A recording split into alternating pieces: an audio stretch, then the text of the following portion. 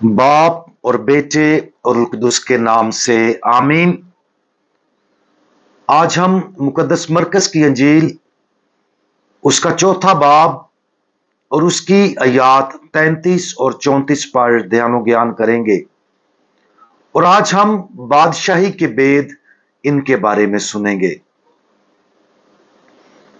और वो ऐसी ही बहुत सी तमसीलों में उनकी समझ के मुआफिक उनसे कलाम करता था और बेतमसील उनसे कुछ ना कहता था, लेकिन तन्हाई में अपने शागिर्दों को सब बातों के मानी बताता था। हमारे ईमान के गहरे भेद सिर्फ वही समझ सकता है जो गहरा ईमान रखता हो, और उन्हें समझने के लिए गहरी अकल से भी कुछ और की ज्यादा जरूरत होती है। इसके लिए बातनी तवज्जो और खुदा की आवाज से वाकफियत भी जरूरी है। इस वजह से जैसा कि खुदावंद यीशु मसीह ने हजूम से बात की, उसने आसमान के भेदों के बारे में बराह रास्त बात करने की बजाय तमसीलों का इस्तेमाल किया। मुशाबत के लिहाज से अगर हम एक बहुत ही खास दावत में शिरकत करने वाले थे और हमारी जायका की हिस्स बहुत अच्छी है, तो हम यकीनन उस दावत में पके हुए खानों से लुत्फ अंदोज होंगे। लेकिन एक छोटे बच्चे के लिए ऐसा खाना शायद इतना दिलकश ना हो। मौसीकी के साथ भी ऐसा ही है। अगर हम एक ऐसे मौसीकार हैं जिन्होंने जिंदगी भर मौसीकी का मुतालिया किया और गाया बजाया, तो हम मौसीकी की मखसूस इकसाम की ज्यादा बहुत तरीके से तारीफ कर सकते हैं। दूसरों को सिर्फ रिदम के जरिए किसी खास किस्म की मौसीकी की तरफ रागब किया जा सकता है, या इस वजह से कि इसमें दिलकश धुनें हैं। इसी तरह एक शख्स जिसके पास सिर्फ थोड़ा सा ईमान है, वो खुदा की गहरी तरीन सच्चाइयों की तरफ जब उनकी बराह रास्त और वाज़ेह तौर पर वजाहत की जाती है, फौरी तौर पर मुतवज्जो नहीं हो सकता। इसकी बजाय वो महसूस कर सकते हैं कि एक आसान अंजील का पैगाम जिसमें मानूस तस्वीरों या कहानियों का इस्तेमाल किया गया है, वो उनकी तवज्जो हासिल करने और पैगाम को पहुंचाने में बेहतर है।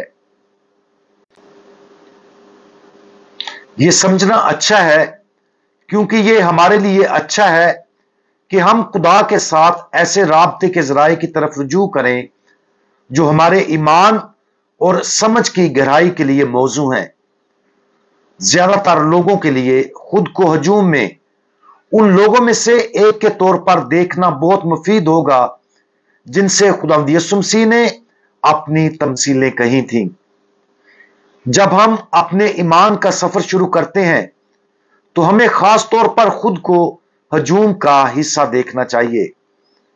ताहम एक शख्स जिसने सालों ज्यादा वक्त नमाज और ध्यानो ज्ञान में सर्फ किया है, उसका ईमान गहरा होने लगता है, तो वो महसूस कर सकता है कि तमसीलें और कहानियां इतनी मुतासिर कुन नहीं है जैसे पहले थीं।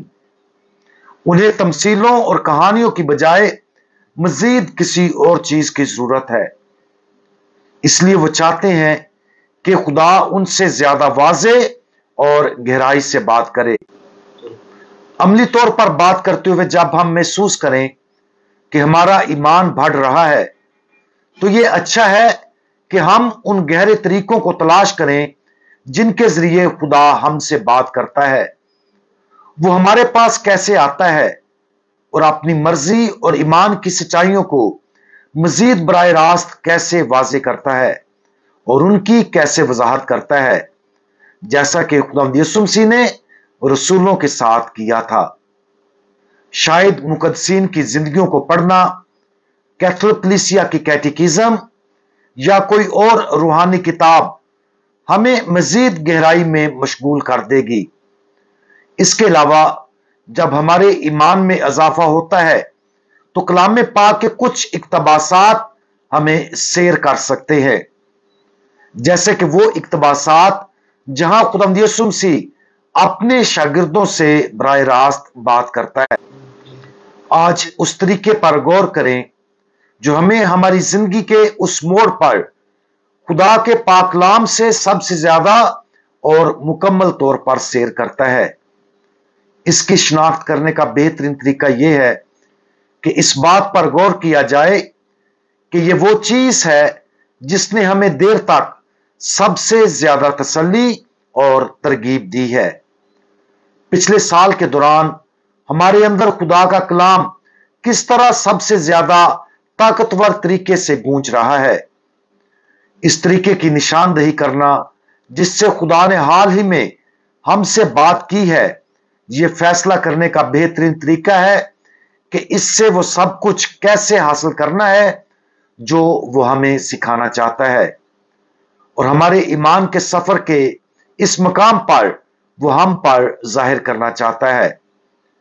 खुदा की आवाज को तलाश करना जारी रखें और उसे उसकी बादशाही के भेदों की खूबसूरत गहराइयों में हमें मजीद गहराई तक खींचने की इजाजत देने के लिए खुले रहें।